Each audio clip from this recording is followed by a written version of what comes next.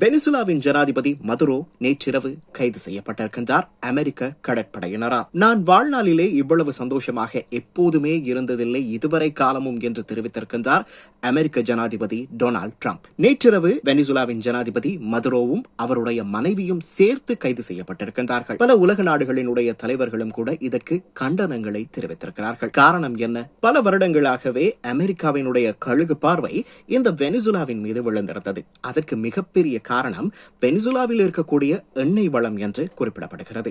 எண்ணெய் வளம் மட்டுமல்ல, அங்கே இருக்கக்கூடிய கனிம வளங்களினுடைய காரணம்தான் அதிகமாக இருப்பதன் காரணமாகத்தான் இந்த அமெரிக்காவினுடைய பார்வை பல வருடங்களாகவே இந்த வெனிசுலாவின் மீது விழுந்திருக்கிறது. அதாவது அமெரிக்காவிலே இப்போது இருக்கக்கூடிய கனிம வளங்களாக இருந்தாலும் சரி, எண்ணெய் வளங்களாக இருந்தாலும் சரி, அது அப்படியே கொஞ்சம் குறைந்து கொண்டு வருவதன் காரணமாக பல குறைகளை சொல்லிக்கொண்டே வந்தது இந்த வெனிசுலாவின் மீது அமெரிக்கா. அதாவது அமெரிக்கா சொல்கிறது, அமெரிக்காவில் இருக்கக்கூடிய போதைப் பொருட்களில் 90% இந்த வெனிசுலாவில் இருந்து வருகிறது தான் என்று ஒரு கருத்தை அடிக்கடி முன்வைத்துக் கொண்டே இருந்தது.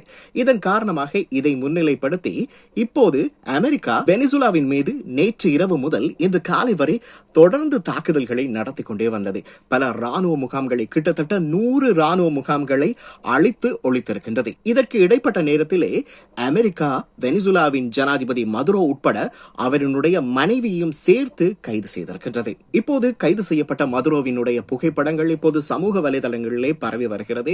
அமெரிக்க ஜனாதிபதி டொனால்டு டிரம்ப் சொல்லியிருக்கின்றார், இது வெனிசுலாவில் இருக்கக்கூடிய ஏனைய அரசியல்வாதிகளுக்கும் தலைவர்களுக்கும் இது ஒரு கண்டனம், எச்சரிக்கையாக இருக்கும் என்ற வகையிலே சொல்லியிருக்கின்றார். இப்போதிலிருந்து வெனிசுலாவினுடைய மக்கள் சந்தோஷமாக இனிவரும் காலங்களிலே இருப்பார்கள். முக்கியமாக இனிவரும் காலங்களிலே வெனிசுலாவை நாங்கள் தான் ஆட்சி செய்ய போகிறோம் என்ற வகையிலும் ஒரு கருத்தினை முன்வைத்திருக்கின்றார் அமெரிக்க ஜனாதிபதி டொனால்டு டிரம்ப். இந்த வெனிசுலா அமெரிக்கா தொடர்பான மோதல்கள் குறித்த அப்டேட்ஸை வழங்குவதற்கு நானும் தயாராக இருக்கிறேன். இது தொடர்பான முழுமையான காணொலி உங்களுக்கு வேண்டும் என்று நீங்கள் நினைத்தீர்களாக இருந்தால் இந்த கமெண்ட்ஸ்ல பதிவிடுங்க. எனக்கு முழுமையான காணொலி வேண்டும் அப்படின்னு சொன்னீங்கன்னா அதையும் வழங்குறதுக்கு நான் தயாராக இருக்கிறேன். அப்புறம் இன்னும் ஒரு முக்கியமான விஷயம், தொடர்ந்தும் தினம்தோறும் இரவு 8:30 மணி அளவிலே நாட்டில் இடம்பெற்ற சமகால அரசியல் நிகழ்வுகளுடைய தொகுப்பும் கூட வந்து கொண்டே இருக்கிறது. இதையும் பார்க்காதவர்கள் பார்க்க வேண்டும் என்று நினைத்தால் என்ன செய்யணும் அப்படின்னா உடனடியாக சப்ஸ்கிரைப் செய்து கொள்ளுங்கள். நீங்கள் சப்ஸ்கிரைப் செய்து கொண்டால் நான் போடுற ஒவ்வொரு வீடியோவுமே தினம்தோறும் உங்களுக்கு பார்க்கக்கூடிய வகையிலே இருக்கும். அதே நேரம் பெல் ஐக்கானையும் கொஞ்சம் கிளிக் செய்து வைத்துக் கொண்டீர்களாக இருந்தால் நான் போடுற வீடியோவை உடனடியாக பார்க்க முடியும். மீண்டும் இன்னொரு காணொலியில் சந்திக்கலாம்.